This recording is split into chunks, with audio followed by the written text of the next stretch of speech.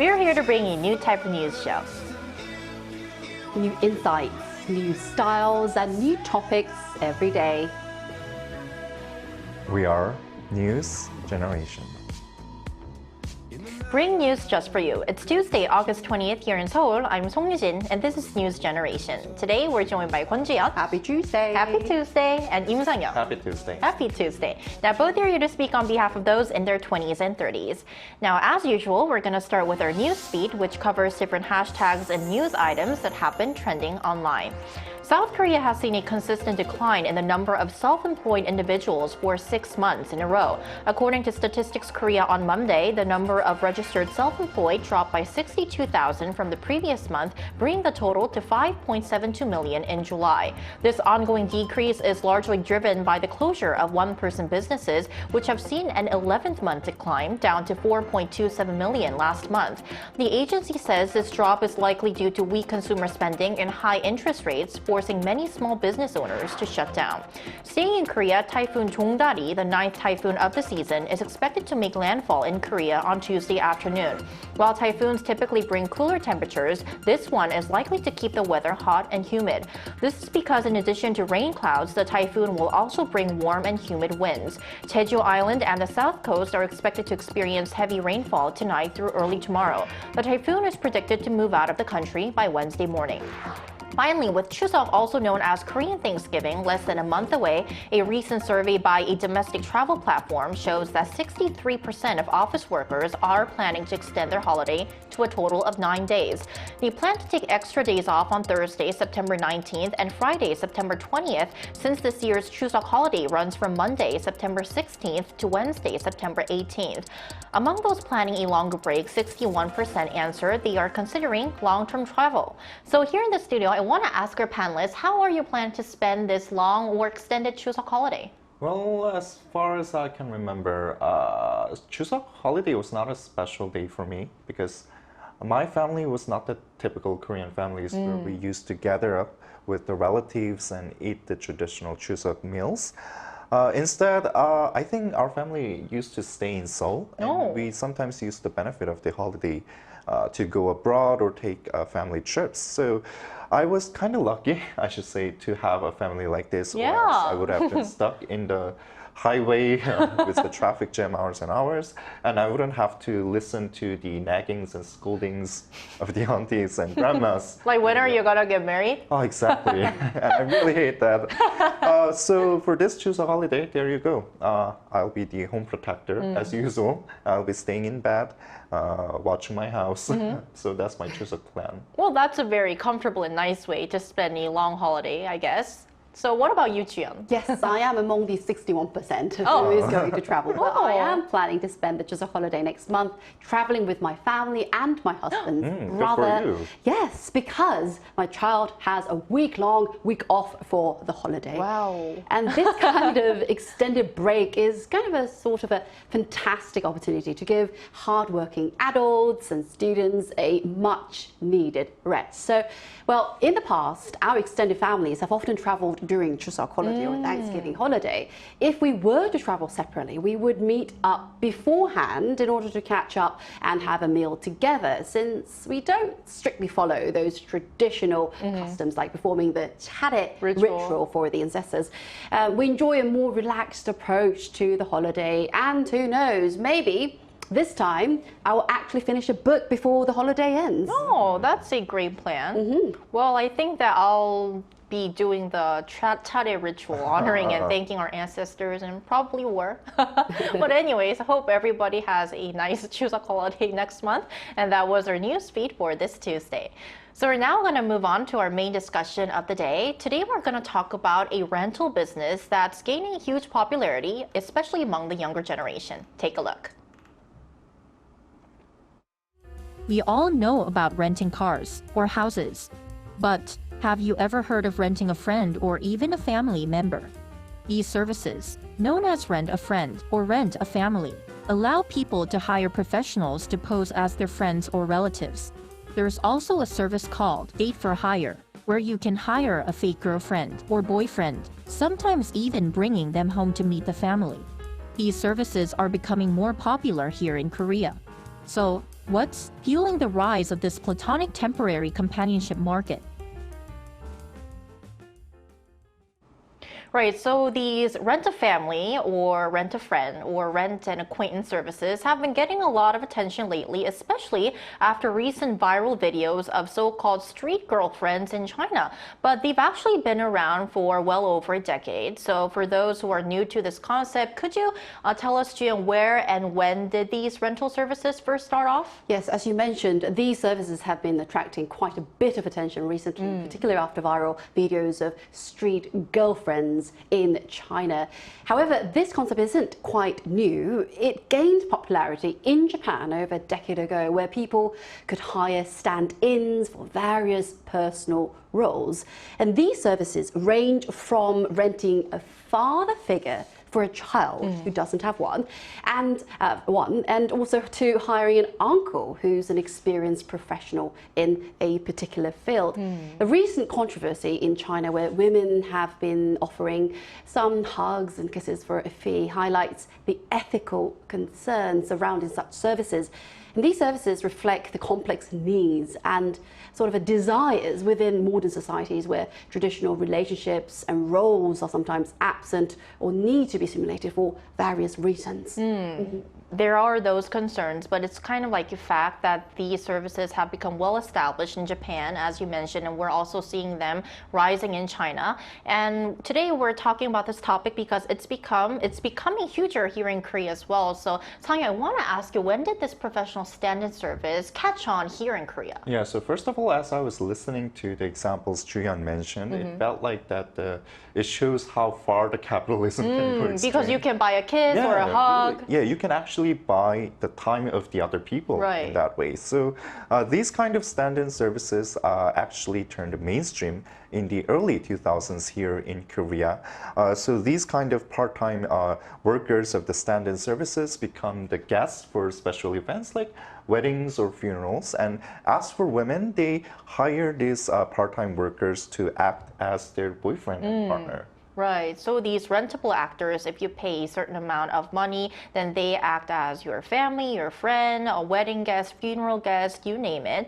Now, I want to ask our panelists once again, what are some of the most common or popular roles that people in Korea look for, especially the users who are using this rentable service? Well, in Korea, the most common type of stand-in job is hiring wedding guests. But if you look at the drama, in the drama 인간 실격 or Lost in English, actor Lee Jun-yeo's character Kang Jae runs a service company where employees act out any roles the clients request, including the stand-in wedding guests. And likewise, in the film Wedding Impossible, actress Chun Jong-seo also takes on the role of a hired wedding guest. And even for things like singing at the wedding or hosting the event, some people hire stand-ins who pretend to be their friends. Right. And there are also jobs for standing in line or running errands, buying something from everything. Right. And while there used to be some stand-ins for tasks like cleaning, laundry, and recycling, these services have now become much more specialized with professional companies offering them. And, you know, in Korea, how you are perceived by others is quite important, it's very important. So people hire guests to avoid looking like they lack social connections. Right, because if you actually pay these actors to kind of act as your friend, it kind of shows to others who don't know that you have a lot of friends, you have a big social circle. So this may be one of the reasons why these services have become huge and booming here in Korea. Now, to Sang, I want to ask you, there are a wide array of roles that these paid professional actors can serve as stand-ins. So what kind of services especially stood out to you? Yeah, so as I was doing this research for this topic, I found some very interesting services that I've never heard of. So, for example, there's a service called Being in Company with a client without saying any words. Without saying anything. Submits a divorce document. So I don't actually get the intention for this, but I guess it's just because the client might feel lonely when submitting the documents. And also there's another interesting examples that says waving hands as the client moves out from his Oh, house. like So, this. yes, I don't get this either. Goodbye. But maybe the client wanted to show off to the neighbors that he has people who will miss him. Yeah, after good he moves relationship out. with neighbors. Yeah, he wanted to maybe prove that he has a good relationship with the neighbors.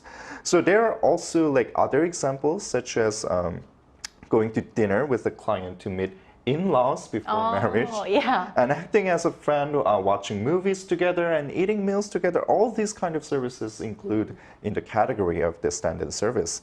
And there are also like special agencies for the stand-in service workers, and it dispatches the part-time actors to act as a friend, parents, lover, you name it. Right. So you can see here that there are a wide spectrum of these types of services, and some of them may seem absurd, actually, but it's a clear fact that the popularity of the stand-in services is rising in Korea, and the number of these special agencies have also gone up since 2015. Right. So these stand-in services have definitely gained a lot of popularity here in Korea and in countries like Japan and China, as we've mentioned.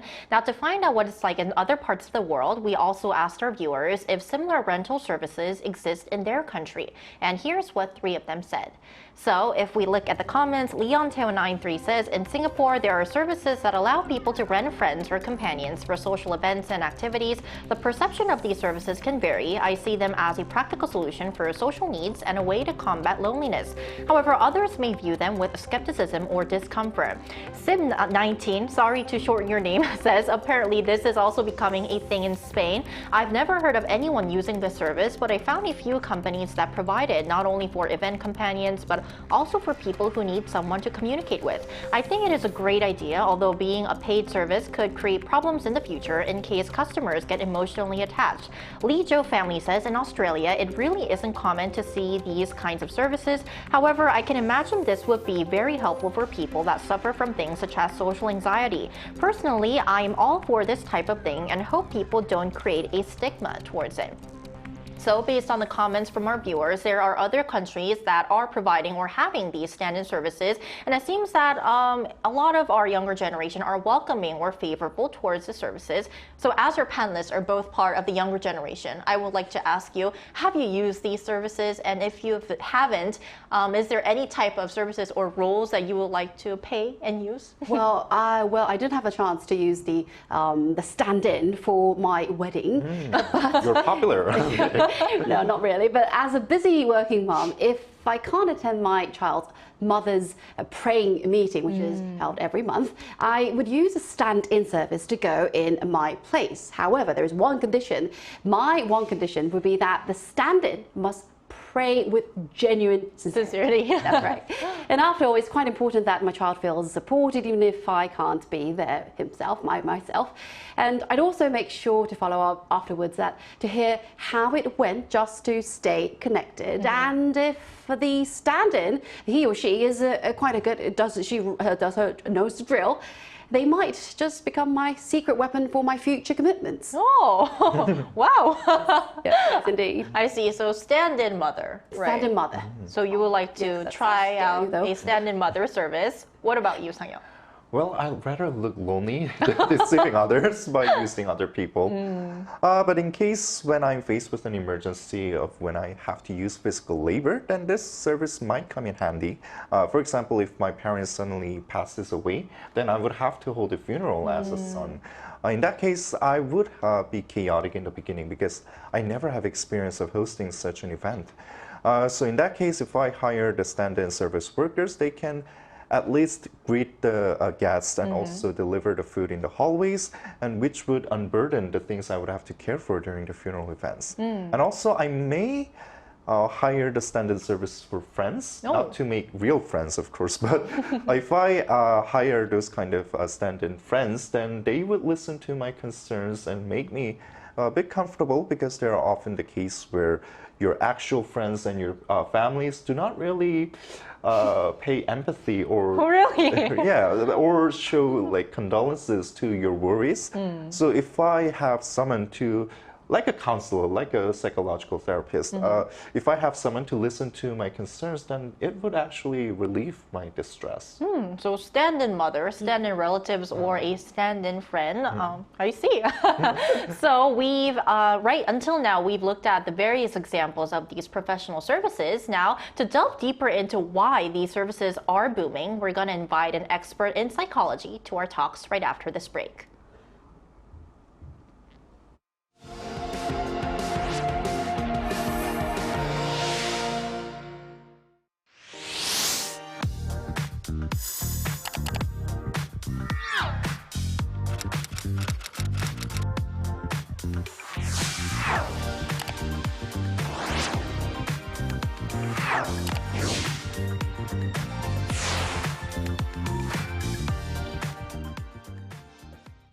So today we're joined by Ian Jung, a licensed therapist at the UME Psychological and Counseling Services in Seoul. Great to have you back on the show, Ian Jung. Thanks. Good morning. So our first question for you today is, why do you think rent-a-friend or rent-a-family services have become so popular here in Korea, as we mentioned in our discussion earlier? The popularity of rent-a-friend or rent-a-family services in Korea can be attributed to several cultural, social, and psychological factors. South Korea is known for its fast-paced, high-pressure society where social expectations and work demands can be overwhelming. Many individuals experience loneliness or social isolation due to long working hours and other factors. These services offer a way to fill the emotional and social void without the complexities of maintaining long-term relationships. Additionally, in Korea, the social harmony and image are highly valued.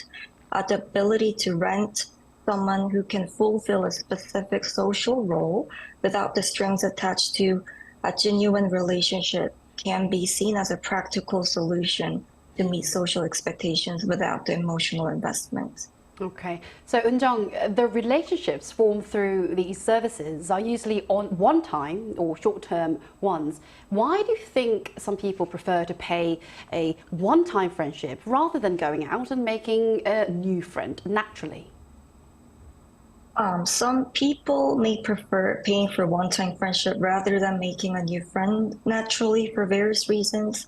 But forming natural friendships requires time, effort, and vulnerability, which some individuals may find very challenging. Renting a friend provides a quick and convenient way to fulfill social needs without the emotional risks associated with building real relationship. So this can be particularly appealing to individuals who are expecting lower emotional investment. Okay, and then what are some potential risks or downsides when using these kind of stand-in services? While these services can be helpful in short term, they also carry certain risks. One major downside is that they can reinforce social isolation. Relying on rented companionship might prevent individuals from developing the social skills and emotional resilience needed for genuine long-term relationships. This can lead to a cycle of dependence on paid companionship, which could deepen feelings of loneliness over time. Moreover, there's a risk of blurring the lines between professional services and personal relationships, which could lead to confusion and emotional distress. While these services can provide temporary companionship and help meet certain social needs, they should be used with caution as they may contribute to longer-term emotional and psychological challenges. I think it's important for individuals to balance these services with efforts to build genuine, meaningful connections in their lives. Definitely. All right, Eun-jung, thank you so much for your time today. We really appreciate it. Thank you. Thank you. Thank you. Right, so wrapping up our discussion today, I want to ask this same question to our panelists. What do you think users of these stand-in services should be mindful or careful of when they're trying to use them?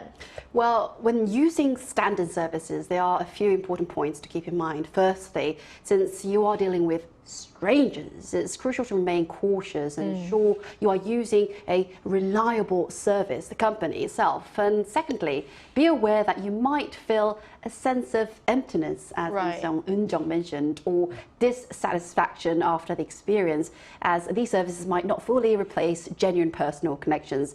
And remember, they can't quite replace the warmth of a real hug or the awkward dance moves at your cousin's wedding. Right, because they are mostly one-time temporary services. What kind of advice do you have, Sang-yeon? Yeah, so adding on to what Chuyeon said, you got to remember that these people are there for you just because they're paid. It's their job. So don't get too emotional or become too engaged with the person that provides the service. It's just their job. Also, if we just flip the coin from the perspective of these service providers, for example, just like the thing that we mentioned in the beginning, women in China giving kisses and hugs by being paid, there is a higher risk of turning into an illegal category when these kind of services are overly provided, such as sexual prostitution, which could cause a social controversies. So I think both the service provider, also the service users, as well as the government and the service agencies should all be aware of this fact and set a clear guideline and frameworks for this new industry. Right, definitely some points we should be mindful of. So I hope our discussion today helped you learn more about this professional stand-in service that's gaining traction in many parts of the world. And that's all from us today, but NewsGen will be back tomorrow at 9:30 a.m. Korea time. Special thanks today to Kwon Ji-yeon Thank you so much. and Im Sang-yeon. Thank you. Thank you. And thank you everyone for watching, and we'll see you tomorrow. We are News Generation. 아름다운